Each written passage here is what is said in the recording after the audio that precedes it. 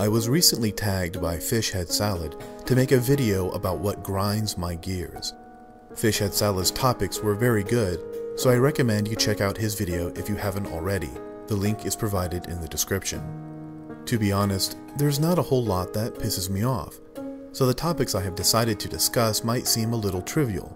However, I hope I can adequately explain my reasoning without seeming too nitpicky or superficial. I actually had to think about what grinds my gears for quite some time, and it wasn't until just recently, when someone actually started pissing me off, that I decided to go ahead and make this video. The incident I'm referring to is when someone posts multiple comments on a video, but fails to reply to their previous comment, which causes the thread to become disorganized and makes it difficult for myself and others to reply. It's all well and good if the commenter is new to YouTube and doesn't realize there's a reply function, but some of these people are so thick that even if you repeatedly tell them to reply to their previous comment, they will continue to make new posts and disregard your requests. However, if they should finally get it through their thick skulls that YouTube has a reply function, they will typically reply to each of my comments separately, instead of replying to their own comments at the bottom of the thread, which again causes the conversation to be hopelessly disorganized and impossible to follow. Although this might seem like a minor thing to get annoyed over, I regularly engage in debate on YouTube, and I refuse to reply to a thread that is completely disorganized.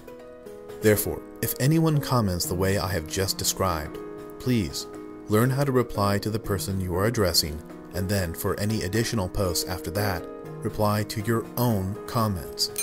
It's not difficult, and it makes communication on YouTube infinitely more enjoyable. Another thing that grinds my gears is improper spelling and grammar. Now, I don't claim to be the best speller in the world. Actually, I'm a really horrible speller. However, the fact that browsers such as Chrome and Firefox now have a built-in spell checker means there is absolutely no excuse. When someone posts a comment or writes me a private message that is full of obvious misspellings, to say I find it annoying is putting it mildly. If your goal is to get the person you are addressing to take you seriously, then go ahead and take the extra 2 seconds to correct your spelling. Otherwise, you're better off not sending it at all. I also find it annoying when people still haven't figured out the difference between the possessive your versus the contraction of you are, and think that a lot is one word. Now, I hope I'm not coming across as arrogant or nitpicky. Like I said, I'm not the best speller, and everyone makes mistakes. However, the people I am specifically referring to are those who willfully murder the English language and could care less they are doing so. When we stop paying attention to detail and no longer care about correcting our mistakes, it leads to a very apathetic mentality. And I suppose it shouldn't come as a surprise, the most blatant offenders I have observed doing this are trolling Christians, which probably haven't had an original thought in their head since the last time they had given their brain a thorough washing. I also really hate internet shorthand. Why do people find it necessary to purposely misspell words? If you are not creating a lolcat meme, then take the extra half second to type the other 2 letters in the word you. In addition, I find it annoying when commenters claim the name of my series is misleading and I should change it to something like Discovering Creationism or Discovering Evolution. So I would like to take this opportunity to explain the reasoning behind the name of my series.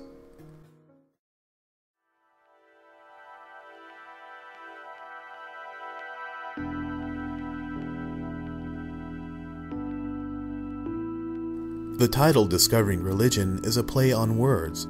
Although it might not be a common phrase anymore, people used to claim, "I've discovered religion," when they had a religious epiphany or were born again. However, the fact that someone would claim they have discovered religion always struck me as self-contradictory, because if someone were to honestly and objectively examine scripture, they would have never undergone the conversion process in the first place.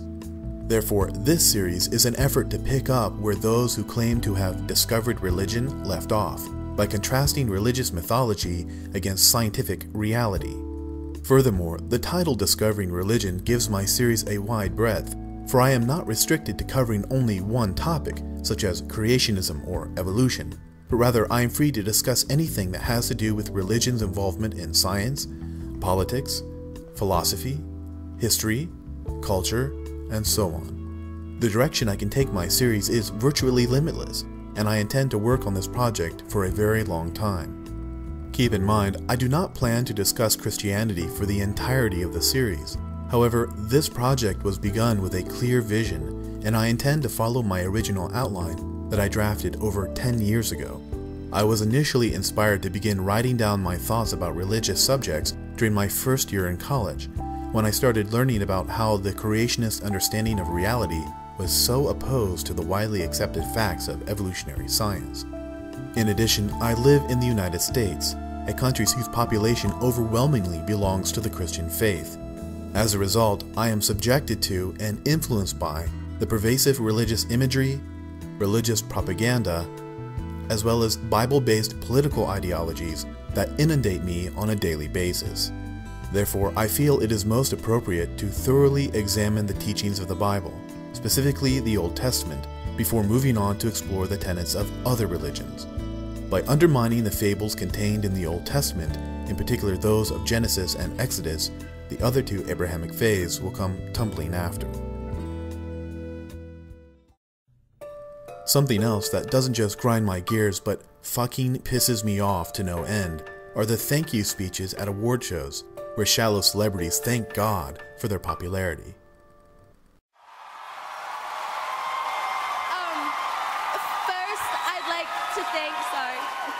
I wasn't expecting this. First, I'd like to thank God for blessing me so much. My beautiful family. I want to thank God. I want to thank my family. I want to thank Senna for directing an amazing video. I want to thank Keith. Thank you to God, Katy Perry for being so brave and letting me back on the regular MTV. And shout out to Buster. I just want to say thank you so much, not only to God, but to Jesus. Because, you know, I wouldn't be here without him. He's really blessed me. He's put me in this position, so I want to say thank you so much.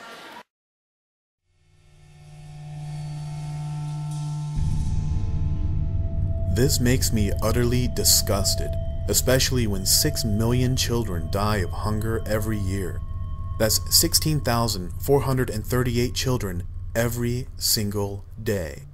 If this apathetic God of yours cannot be bothered to save innocent children from suffering one of the slowest and most miserable deaths imaginable, then the degree of narcissism you must obtain in order to believe God is showing special favor by blessing you with a moderate level of talent and more money than you could ever hope to spend is bordering on the pathological.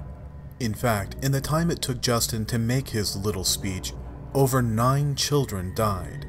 If this is the God you believe in, one who richly rewards and horrendously punishes children solely based on what families they happen to be born to, then I truly feel sorry for you. As previously mentioned, I regularly engage in debates through comments and private messages, and it really grinds my gears when theists make claims about an afterlife that is based on nothing more than a belief and cannot be supported by any physical evidence.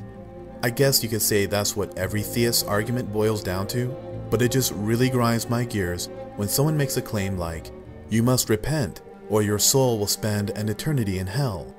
There is so much wrong with this statement, I don't even know where to begin. First off, how do you know? Where are you receiving this cosmic information that you tout as being 100% accurate? The knowledge theists claim to have is beyond the scope of any human understanding, because the simple act of holding a belief doesn't miraculously give you a direct link to God that I and other non-believers do not possess due to our lack of belief. Furthermore, how do you know there is such a thing as a soul and that human beings even have one? What is a soul? Is it one's life force? Is it consciousness? Is it the essence of who we are that binds and animates life? Then how do you know animals and plants don't have one, or that even the planet itself doesn't have a spirit? Plants, insects, and bacteria certainly have a life force, and many mammals have amazingly refined cognitive abilities. In all dolphin species, young dolphins aren't born with the skills necessary to fend for themselves.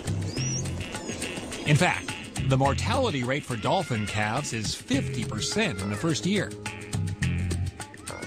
What they are born with is the ability to mimic and mirror whatever their mother does. And this is how they learn to survive. The calf becomes mom's shadow, imitating her every move, pose, posture, and action. If mom stands up on her tail, so does her calf. Come on, parents, don't you wish you could get this kind of cooperation? Of all the skills that mom has to teach Junior, the most important one is how to find food. She gives it instructions which sound like this.